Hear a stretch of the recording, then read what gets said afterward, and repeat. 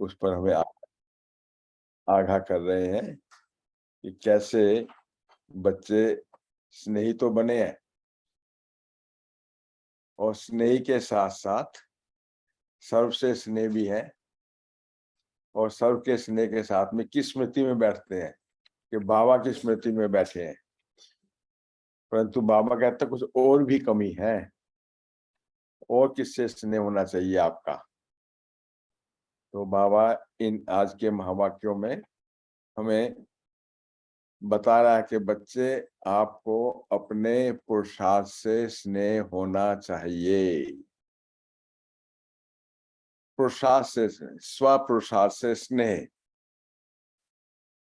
तो आज जो महावाक्य हैं वो 17 अप्रैल 1969 के हैं। भले चाहे आज टाइटल मुरली का जो दिया है, मुरली में वो आबू आध्यात्मिक संग्रहालय का उद्घाटन है, परंतु बाबा हर एक लौकिकता में अलौकिकता भरता है।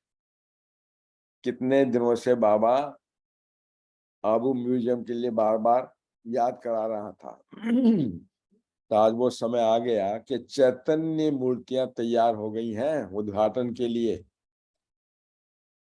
क्योंकि जो लौकिक वाला उद्घाटन था वो भले किया, लेकिन उसका इसमें बिल्कुल भी विवरण नहीं किया हुआ।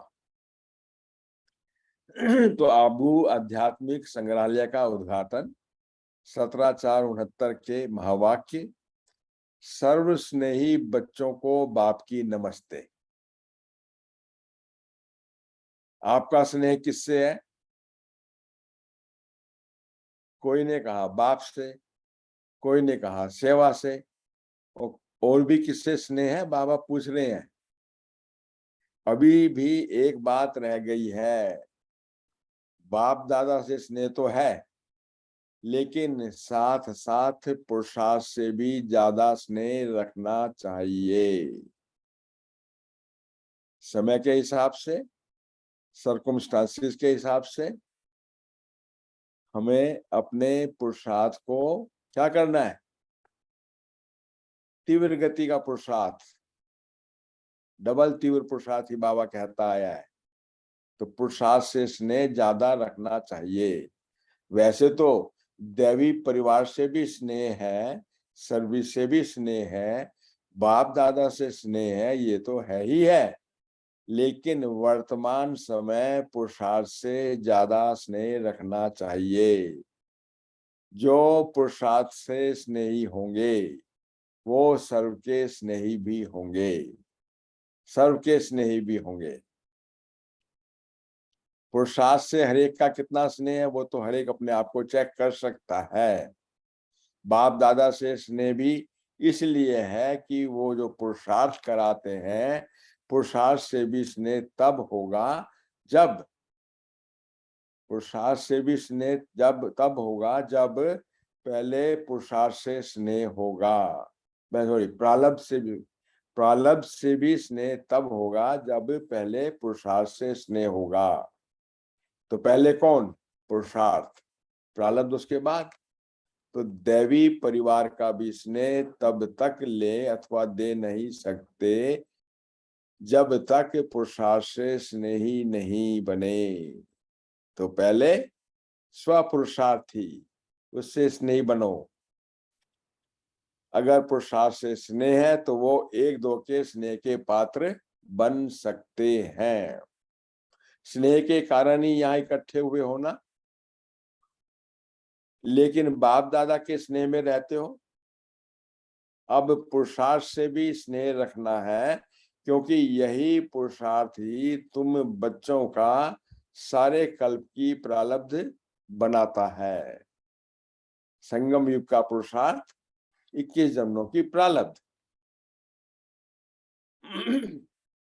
जितना बच्चों का स्नेह है उससे बहुत अधिक बाप दादा का भी है। जितना जो स्नेही होगा उतना उसको स्नेह का रेस्पॉन्ड मिलता रहता है। तो अव्यक्त रूप में स्नेह को लेना है। अव्यक्त रूप से जितना भी स्नेह लेना चाहे ले सकते हैं, तो लेना ही है। अव्यक्त स्नेह का पाठ कहाँ तक पढ़ा है? अब चेकिंग करेगा बाबा। वर्तमान समय का पाठ यही है, अव्यक्त स्नेह का पाठ कहाँ तक पढ़ा है? अव्यक्त रूप से स्नेह को लेना और स्नेह से सर्विस का सबूत देना है। ये अव्यक्त स्नेह का पाठ कहाँ तक पक्का किया है? अब क्या रिजल्ट समझते हो अपना? चेक करो। आधे तक पहुंचे हो? 50%? मेजोरिटी की रिजल्ट पूछता हूं मैं। कोई ने कहा 25%, कोई ने कहा 75%। 25% और 75% में तो बहुत फर्क है। मेजोरिटी 25% समझते हैं। बाबा कहता है ऐसी रिजल्ट क्यों है? क्या कारण है आपका? पुरुषार्थ 25% का क्यों है? मेजोरिटी की अगर 25% रिजल्ट रही तो भविष्य समय जो आने वाला है उसमें तो पास मार्क्स कैसे होंगे? पास मार्क्स भी कैसे होंगे फिर? अब तो अव्यक्त स्नेह ही मुख्य है। अव्यक्त स्नेह ही याद की यात्रा को बल देता है। अव्यक्त संगम योग, डबल लाइट फरिश्ता, अव्यक्त स्थिति का योग। तो अव्यक्त स्नेह ही अव्यक्त स्थिति को बनाने की मदद देता है। तो 25% रिजल्ट क्यों है फिर? ये कारण सोचा? समय अनुसार अब तक ये रिजल्ट नहीं होनी चाहिए। समय के प्रमाण तो 75% होनी चाहिए। फिर ऐसी रिजल्ट बनाने के लिए क्या करोगे? उसका तरीका क्या है? इसका ना होने का कारण क्या है? किसी ने कहा अंतर्मुखता। ये तो सदा कहते ही हो अंतर्मुखी तो रहना ही है, लेकिन इसका कारण क्या है? बाप दादा से सर्वविशेष स्नेह तो है ही है, लेकिन पुरुषार्थ से स्नेह कम है। पुरुषार्थ से स्नेह कम है। और पुरुषार्थ से स्नेह कम क्यों है? इसका भी कारण है। बहुत करके परिस्थितियों से परेशान हो जाते हैं।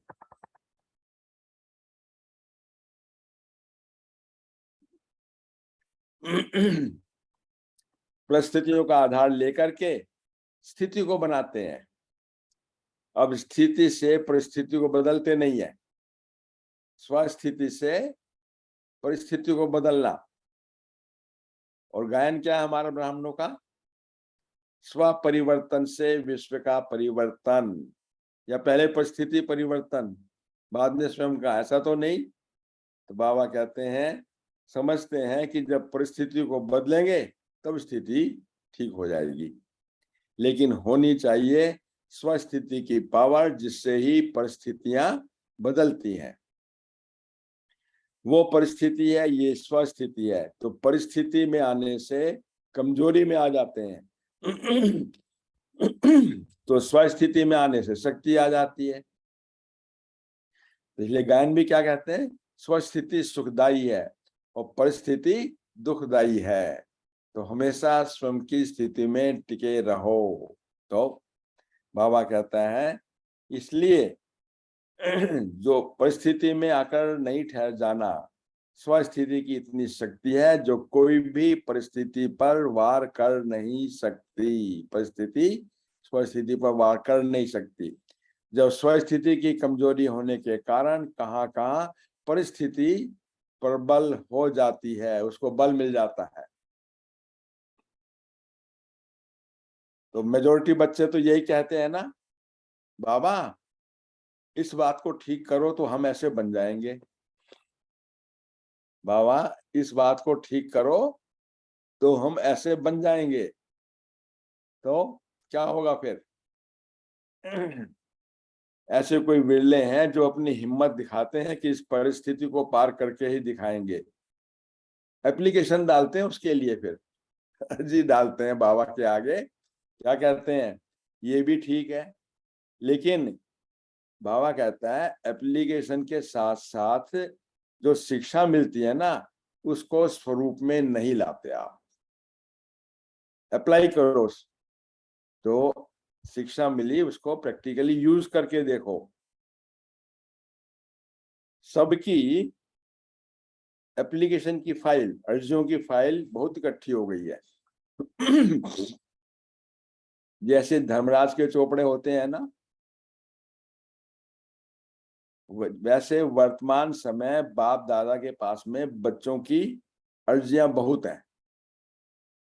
हर एक का फाइल खुला हुआ है, हर एक का फाइल खुला हुआ है। मुख्य बात तो सुनाई कि पुरुषार्थ से स्नेह रखना है। अपने को आप क्या कहते हो? पुरुषार्थी कह के छोड़ा लेते हो ना, पुरुषार्थी हैं जी। तो आप पुरुषार्थी हो, फिर पुरुषार्थ को नहीं जानते हो, फिर पर नाम तो लगा लिया पुरुषार्थी, तो पुरुषार्थ तो करो। अपनी फाइल को जानते हो? अपना पुरुषार्थ क्या पता है उसका? साकार रूप में फाइनल स्थिति देखी ना। एग्जाम्पल दे रहा है, ब्रह्मा बाप की एग्जाम्पल। साकार ब्रह्मा बाप की फाइनल स्थिति देखी ना, तो साकार रूप में कर्म करके दिखाया, तो उससे फाइनल स्टेज का पता पड़ा ना। लास्ट के दिनों में क्या हुआ था? संदेशी को कहा कि इस ब्रह्मा में उस ब्रह्मा में जाके देखो क्या फर्क है, अव्यक्त पतनवासी ब्रह्मा और ये प्रजापिता ब्रह्मा जो बैठा है। तो फिर बताया अभी बाबा बहुत फर्क है उसमें। फिर बाबा अपने पुरुषार्थ में लग गए, पुरुषार्थ तीव्र किया। अंतिम समय जब तैयारी हो गई तो फिर देखा कि बाबा अब उसमें और इसमें फर्क ही नहीं लगता। बाबा क्या बता रहा है? फाइनल स्टेज के प्रमाण जो कुछ कमी देखने में आती है, उस कमी को शीघ्र निकालना ही पुरुषार्थ से प्यार है। पुरुषार्थ से प्यार है। फाइनल पिक्चर अपना सामने रखो। क्या पिक्चर है मेरा? सब पूछे क्या बनना चाहते हो? कहेंगे नर से नारायण, नारी से श्री लक्ष्मी, लक्ष्मी नारायण बनना चाहते हैं, यही कहेंगे ना। तो अपना वहां पे चित्र तो देखो। नारद की मिसाल बाबा कई दफा देता है ना। बढ़ना चाहते हैं तो कंपेयर तो करके देखो, मैं बढ़ने के लायक हूं। तो बाबा कहता है धीरे धीरे नहीं करना चाहिए, उस कमी को शीघ्र निकालना पुरुषार्थ से प्यार करना है। बोलो ब्रह्मा बाप। साकार का भी मुख्य गुण देखा ना, कितना मेथोडिकल पढ़ाता है, अपने समान बना रहा है एक को। अंदर से उमंग उत्साह नहीं आता, प्रफुल्लता नहीं आती अंदर से कि मुझे ब्रह्मा बाप समान बनना ही है, बनना ही है। तो साकार का भी मुख्य गुण देखा, वो कोई भी बात को पीछे के लिए नहीं छोड़ते थे। No postponement. जो करना है अभी कर लो, कल का भरोसा नहीं, कल कल करते काल खा जाएगा, अभी ही करना है। मम्मा भी यही कहती है ना, हुक्म ही हुक्म चला रहा है और मुझे अभी करना है। इसलिए क्या हुआ? नंबर 1 पुरुषार्थी बन गई अचानक के खेल में पास, और अल्पायु के अंदर ही अव्यक्त पतनवासी फरिश्ता बन गई। वैसे जैसे ही वो अभी करते थे, वैसे ही अभी मुझे भी करना है। ऐसा नहीं कब कर लेंगे, पोस्टपोनमेंट कर दिया। 10वां 15 दिन के बाद कर लेंगे, मधुबन जाकर पिछाड़ी को प्रैक्टिस कर लेंगे। ऐसे इंतजार बहुत करते रहते हैं, इंतजाम को भूल जाते हैं। इंतजार करते रहते हैं, इंतजाम को भूल जाते हैं। और जब इंतजाम नहीं किया तो फिर क्या हुआ? एग्जामिनेशन तो टाइम पर आएगा ही, तो समय निकल जाएगा। फिर इंतजाम कर नहीं करते, बातों का इंतजार बहुत करते रहते हैं। इंतजार को निकाल, इंतजाम में लग जाएंगे, फिर क्या होगा? 75% नंबर मिल जाएंगे। फिर 75%, 75% पास विद ऑनर्स, डिस्टिंक्शन, फर्स्ट डिविजनर सबके सब। वाह! देखो तो सही, सोच क्या रहे हो? देखो जरा, चेहरे पे तो दिखाओ। बाबा कहता है मेजोरिटी की 75%, कारण भी सुना रहा हूं। तो वर्तमान समय पुरुषार्थ की रिजल्ट 75% से कम नहीं होनी चाहिए मेजोरिटी की। कोई समय का इंतजार कर रहे हैं, कोई समस्याओं का इंतजार कर रहे हैं, कोई संबंधों का इंतजार में लगे हुए हैं और कोई अपने शरीर का। यही एक्सक्यूज देते हैं ना, क्या करें क्या करें करके, कोई संबंध का, कोई समस्याओं का, और कोई अपने शरीर का। लेकिन जैसे हैं, जो भी सामने है, वैसे ही हालतों में इस ही शरीर से हमको संपूर्ण बनना है, ये लक्ष्य रखना है। इस शरीर की वैल्यू कितनी है ये जानते हो? इस शरीर के द्वारा ही हमें भगवान की प्राप्ति हुई है। तो धन्यवाद तो इस 5 तत्वों के शरीर का देना चाहिए, चाहे वो हिला डुला है, बूढ़ा है, जैसा भी है, इससे ही तो भगवान की प्राप्ति हुई है ना? हाथ तो खड़ा करो जरा। Very good. तो बाबा कहता है इसलिए इसका एक्सक्यूज नहीं देना, लेकिन जैसे हैं, जो भी सामने है, वैसे ही हालतों से इस ही शरीर से हमको संपूर्ण बनना है, ये लक्ष्य रखना है। फिर कोई और शरीर नहीं मिलने वाला, अब यही है बस अंतिम शरीर।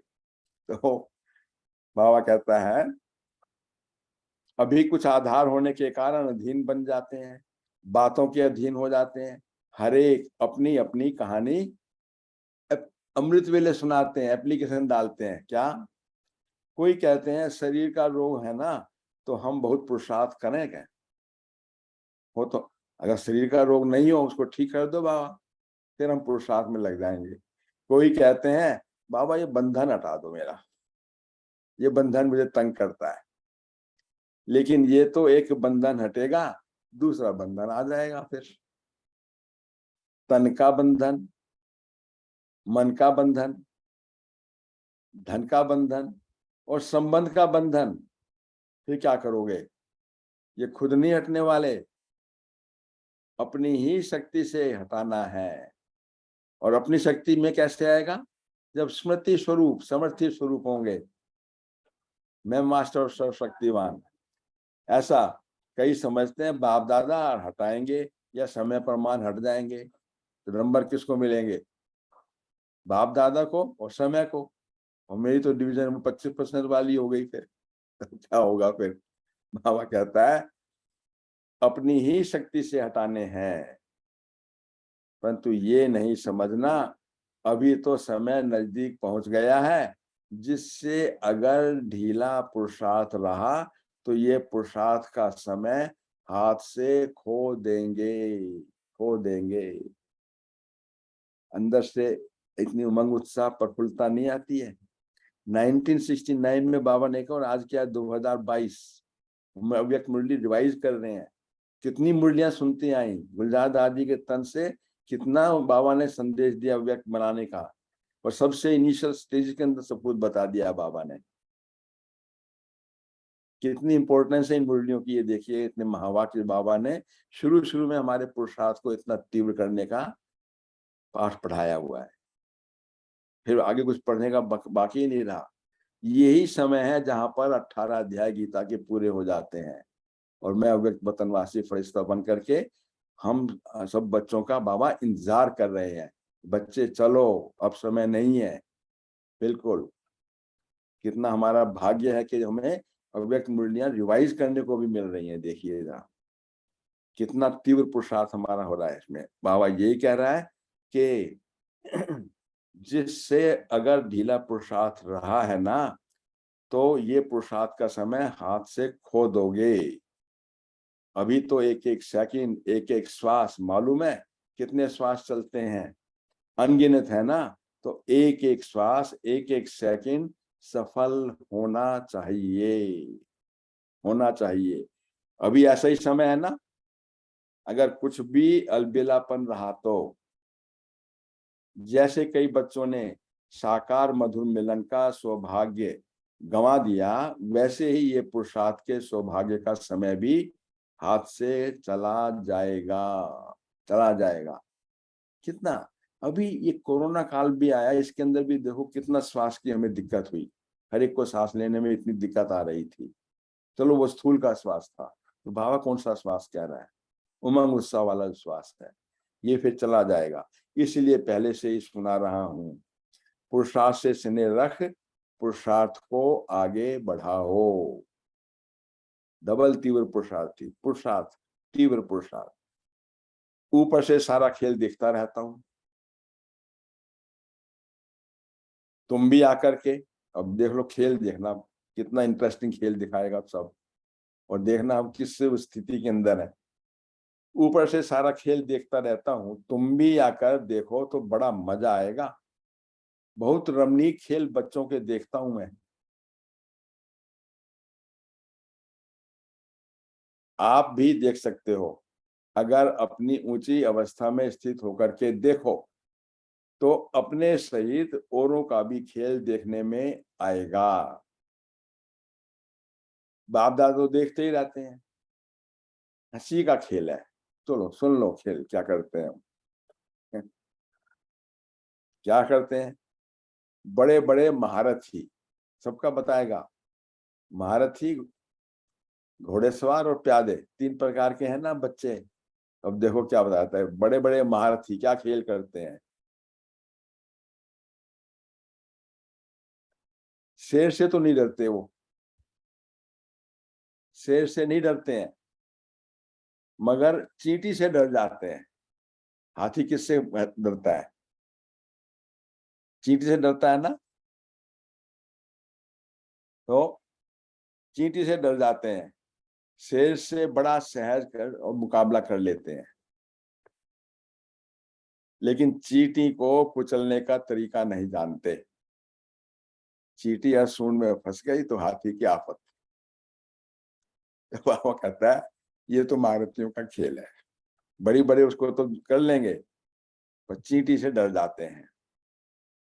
अब घोड़े सवार देखिएगा, घोड़े की तो आपने वैसे भी खूबी देखी भी होगी, कैसे जाके वो जिद पकड़ लेता है। तो बाबा ने बताया, घोड़े सवार पता है क्या करते हैं? गैलप करते हैं बड़ी अच्छी अच्छी तरह से, रेस लगाएंगे, हॉर्स रेस होती है ना। घोड़े सवारों का खेल भी देखते हैं। महारथियों का तो सुनाया, घोड़े सवार जो है ना, उन्हों की हिम्मत उत्साह बहुत होती है, दौड़ेंगे बड़े प्रफुल्लता से एकदम, और फिसलते भी नहीं, गिरते भी नहीं, थकते भी नहीं, अथक भी हैं, और चलते भी बहुत अच्छे हैं। लेकिन मार्ग में जो सीनरियां आ जाती है ना, उसमें वो जिद पकड़ के अटक जाते हैं। देखा घोड़े की जब अटक खाती है, तांगे में बैठो तांगा उल्टा कर दे वो। तो ये बाबा कह रहा है कि उन तो फिर बाबा कहता है इतने उन सीनरियों में वो आकर्षित हो जाते हैं, अपने पुरुषार्थ को चलाते भी रहते हैं, लेकिन देखने के संस्कार जास्ती हो जाते हैं, रुक जाएंगे बस, फिर उसके बाद में नहीं आगे चलने वाले वो, पहले सीनियर देखेंगे। ये क्या कर रहे हैं, ये भी ऐसे करते हैं क्या? फिर वहां क्वेश्चन चलते हैं उस पे, ये क्या कर रहे हैं, ये भी ऐसे करते हैं क्या? तो हम भी कर लें फिर। तो क्या हुआ, उससे रीस करते हैं, तो घोड़े सवारों में देखने का आकर्षण ज्यादा है। अटक गए ना महारथी चींटी से, और ये सीनिया देख करके अटक गए रास्ते में। फिर प्यादों की भी सुन लो। अब प्यादे जो होते हैं, बाबा कहता है प्यादे जो होते हैं वो प्रजा बनने वाले होते हैं, सुना था मुरलियों में भी, याद है ना। तो बाबा क्या कहता है, खेल सुना रहा हूं मैं, वो क्या करते हैं, होती बहुत छोटी सी बात है, प्यादों की बहुत छोटी सी बात है। क्या है वो छोटी सी बात, लेकिन उसको इतना बड़ा पहाड़ बना देते हैं, पहाड़ बना देते हैं। पहाड़ को राई नहीं, राई को पहाड़ बनाकर उसमें खुद ही परेशान हो जाते हैं, खुद ही परेशान हो जाते हैं।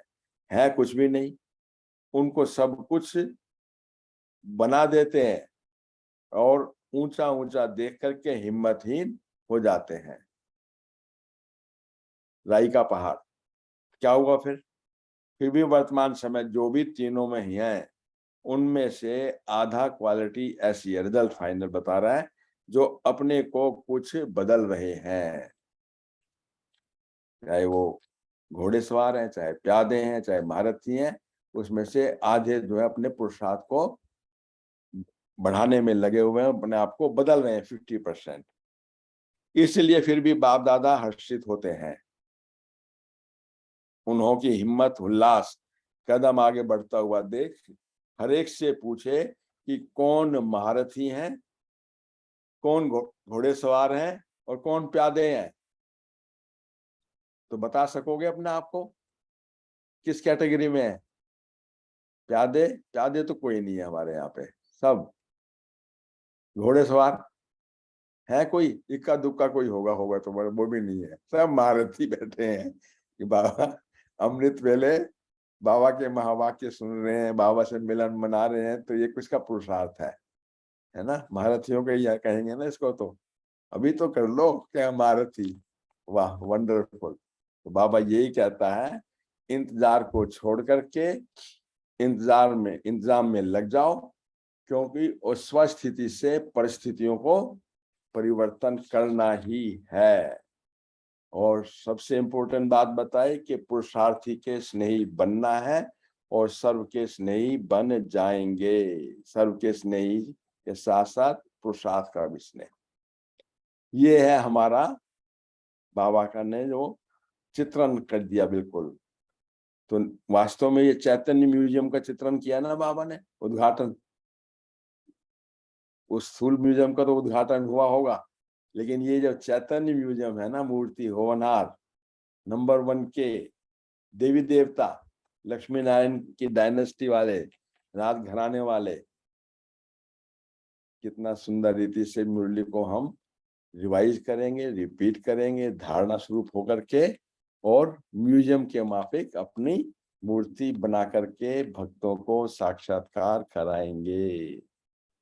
और बने रहे हमेशा ऐसे ही। अच्छा, ओम शांति। ओम शांति। बहुत भाग्यशाली हम बच्चे हैं। बाबा हम बच्चों के ऊपर कितना मेहनत कर रहा है और हमें पावरफुल इंजेक्शन दे रहा है, ट्रांसफॉर्मेशन का इंजेक्शन, क्योंकि घर वापस लेके जाना है ना, उसको इंतजार कर रहा है। बहुत बहुत मुबारक हो सभी को। ओम शांति।